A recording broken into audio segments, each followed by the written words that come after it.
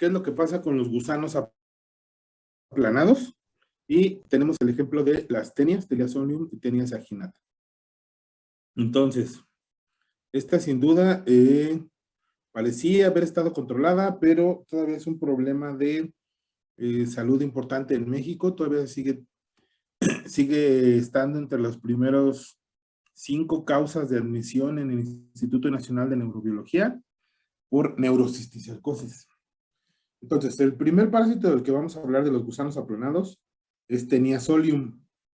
Tenia solium, aquí a la derecha arriba está el adulto y aquí abajo está una imagen de un adulto de una longitud considerable, pero para llegar a ser adulto, antes tiene que pasar por una fase de larva que se le llama metacéstodo o cisticerco.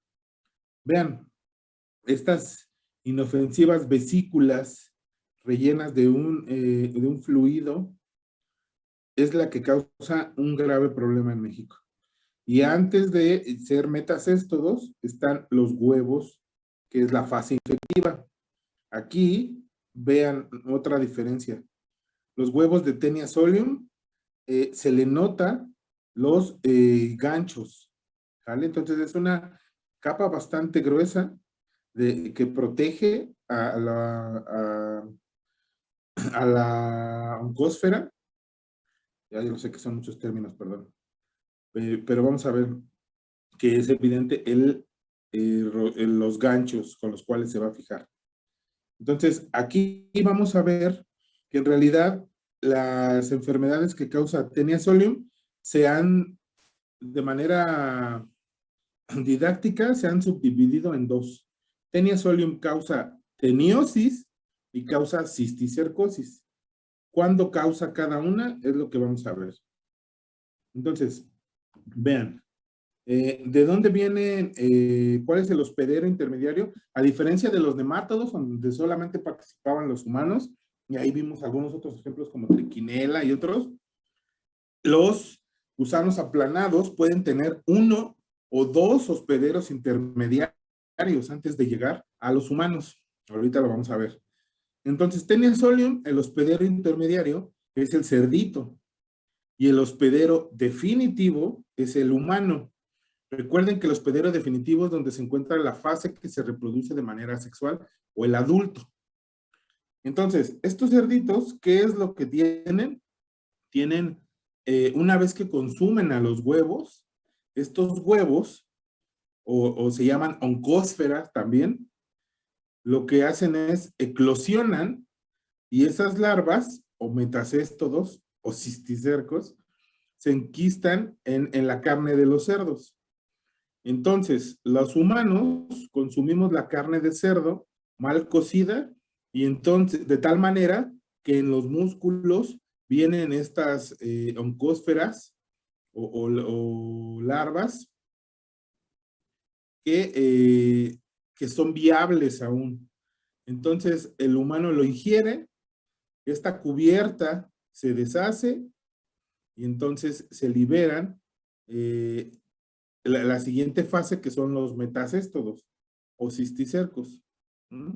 Y después de esos cisticercos se desarrolla el adulto, en donde a través de esta estructura que es el escólex, se fijan al intestino, están en aquí Tenia solium habita el intestino delgado. Se reproduce, recuerden que son hermafroditas, es decir, en los proglótidos maduros están el aparato reproductor femenino y el masculino y liberan, producen, cuando se fusionan las células sexuales, producen los huevos que se van recorriendo, ¿no? Hasta los proglótidos grávidos.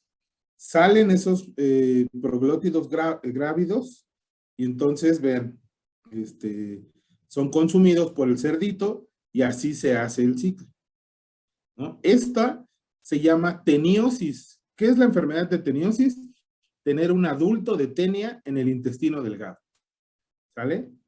Pero ¿qué ocurre cuando el humano, en lugar de actuar como hospedero definitivo, actúa como hospedero intermediario accidental?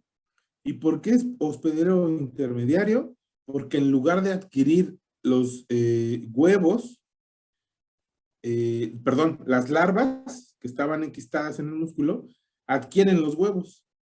Y adquieren los huevos, por lo tanto ahora en el humano se van a desarrollar las larvas o los cisticercos.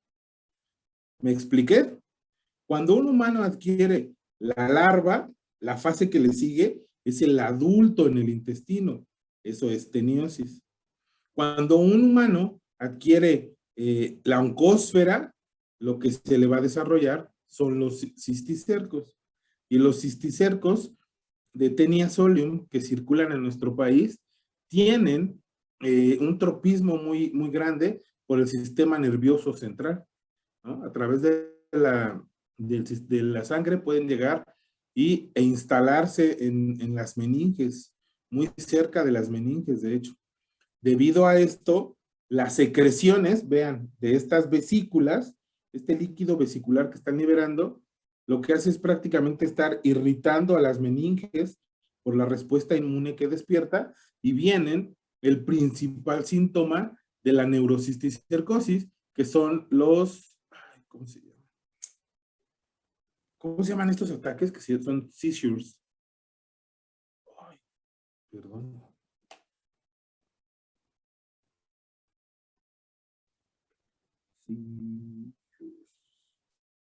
Seizures en español. Convulsiones. Entonces, eso es la razón por la cual son admitidos en el Instituto de Neurocirugía